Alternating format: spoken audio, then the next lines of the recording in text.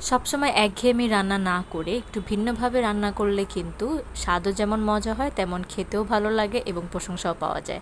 আসসালামু আলাইকুম এভরিওয়ান, আশা করছি সবাই অনেক বেশি ভালো আছেন। আজকে করে দেখাবো কার্ফু মাছের দো পেঁয়াজা, এবং ভিডিওটি স্কিপ না করে সম্পূর্ণ ভিডিওটি দেখবেন এবং অবশ্যই লাইক বাটনে ক্লিক করবেন এবং সাবস্ক্রাইব করে যাবেন। এরকম মজার মজার ঝটপট রেসিপি পেতে কিন্তু আমার চ্যানেলে সাবস্ক্রাইব করতে হবে। তো চলে যাচ্ছি পুরো প্রণালীতে। এখন আমি মাছগুলোকে ম্যারিনেট করে নিব আদা বাটা, রসুন বাটা, হলুদ গুঁড়ো, মরিচ গুঁড়ো দিয়ে। এখানে আমি একটু ময়দা, আপনারা কর্নফ্লাওয়ারও ব্যবহার করতে পারেন, দিয়ে নিব, যাতে করে আমরা যখন মাছটি ভাজবো তখন যেন মাছগুলো লেগে না যায়। এখন আমি একে একে মাছগুলোকে ম্যারিনেট করে নিয়েছি এবং কিছুক্ষণ রেস্ট করতে দিয়েছি। এখানে আমি ফ্রাইং প্যানে তেল দিয়ে দিলাম। হালকা গরম হয়ে আসলে আমি মাছগুলোকে দিয়ে দিব, যতক্ষণ পর্যন্ত না বাদামি রঙের হয়ে আসে। এপিট ওপিট ভালোভাবে ভেজে নিব। ভাজা মাছের মজাই কিন্তু আলাদা। আপনারা চাইলে কিন্তু এই মাছগুলোকে এভাবে ফ্রাই করেও খেতে পারেন। মাছগুলো ভীষণ মজার ছিল এবং রান্নাতেও কিন্তু তরকারিতে আমরা যখন মাছগুলো ভেজে নিই তখন কিন্তু স্বাদ অনেকাংশেই বেড়ে যায়। এরপর আমি যে তেলে মাছগুলো ভেজেছিলাম সেই তেলটুকু আরেকটি ফ্রাইং প্যানে দিয়ে দিলাম। এখন একে একে আমি পেঁয়াজ কুচি, রসুন কুচি দিয়ে দিয়েছি, বেশ ভালো পরিমাণে দেখতে পাচ্ছেন। এখন এইটিকে ভালোভাবে ভেজে নিব বাদামি হয়ে না আসা পর্যন্ত। সামান্য বাদামি হয়ে আসলে এর মধ্যে আমি আদা বাটা, রসুন বাটা, পেঁয়াজ বাটা দিয়ে দিব। এরপর আস্তে আস্তে গুঁড়া মশলাগুলো দিয়ে দিব।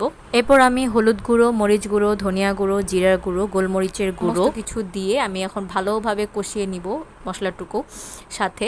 এখানে আমি পানি ব্যবহার না করে দুধ দিয়ে অল্প অল্প করে আমি মশলাটাকে কষিয়ে নিব। এতে করে কিন্তু ফ্লেভারটা অনেক ভালো আসে, আপনারা ট্রাই করে দেখতে পারেন। আমার কাছে খুবই ভালো লেগেছে এবং এই দুধের উপরেই আমি মশলাটাকে কষিয়ে নিব। মশলার স্মেলগুলো যেন চলে যায়। ভালোভাবে কিছুক্ষণ আমি মশলাগুলোর সাথে দুধকে কষিয়ে নিব। এখন আমি দেখতে পাচ্ছেন ঢেকে দিলাম। বেশ প্রায় 7-8 মিনিটের মতো আমি এটিকে কষিয়ে নিয়েছি। এরপর ঢাকনাটি তুলে আমি লবণ দিয়ে দিলাম, স্বাদ মতো, পরিমাণ মতো দিয়েছি অল্প একটু। এরপর আমি আবার ব্যবহার করব লবণ, আপনারা স্বাদ অনুযায়ী কম বেশি করে নেবেন। এরপর আমি আবারও ঢেকে দিয়েছিলাম প্রায় 7-8 মিনিট, আরও কিছুক্ষণ আমি কষিয়ে নিয়েছি। এখন দেখতেই পাচ্ছেন শুকিয়ে আসছে মশলাগুলো। এখন ভালোভাবে কিছুক্ষণ নাড়াচাড়া করে আমি ভেজে রাখা মাছগুলো এর মধ্যে একে একে দিয়ে দিব।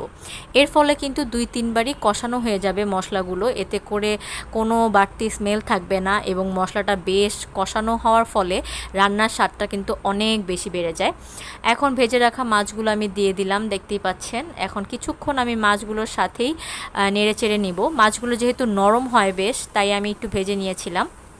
আপনারা যদি না ভেজে রান্না করেন একটু খেয়াল রাখবেন যখন নাড়াচাড়া করবেন মাছগুলো যেন ভেঙে না যায়, এবং বেশিক্ষণ ভাজলেও কিন্তু, বেশিক্ষণ রান্না করার ফলেও কিন্তু মাছগুলো ভেঙে যেতে পারে, তো একটু খেয়াল রাখবেন।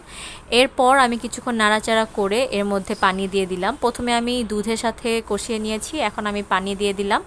সব কিছু আবার একটু নাড়াচাড়া করে আমি এটা ঢেকে নিব। প্রথমে মিডিয়াম আঁচেই আমি রান্নাটি কুক করব, এরপর লো হিটে আমি বাকি রান্নাটুকু করব। এবং যেহেতু মাছ নরম হয় তাই আমি লো হিটে করব।